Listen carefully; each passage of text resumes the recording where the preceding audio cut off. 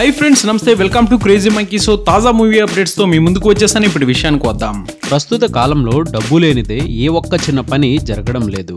డబ్బే సర్వస్వం అన్న తీరుగా తయారైంది। మనం సరిగ్గా ఆలోచించినట్లయితే ధనం అన్నది ఆనందాన్ని ఇవ్వకపోవచ్చు, కానీ సుఖాన్ని ఇస్తుంది। కాబట్టి ఏది ఏమైనా ప్రతి ఒక్కరికి తప్పనిసరిగా ప్రతి మనిషి సుఖంగా ఉండాలంటే సిరి సంపదలు ఉండాలి।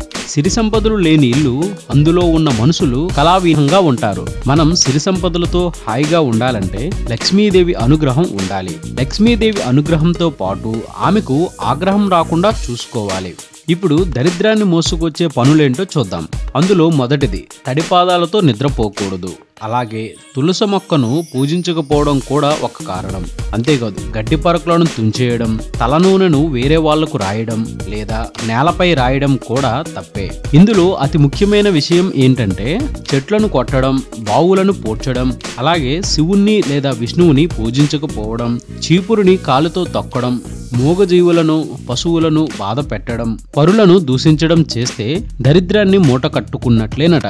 ఇలా కాకుండా చక్కగా నవ్వుతూ ఆనందంగా మంచి బుద్ధితో ఉంటే లక్ష్మీదేవి మన ఇంటికి వస్తుందట।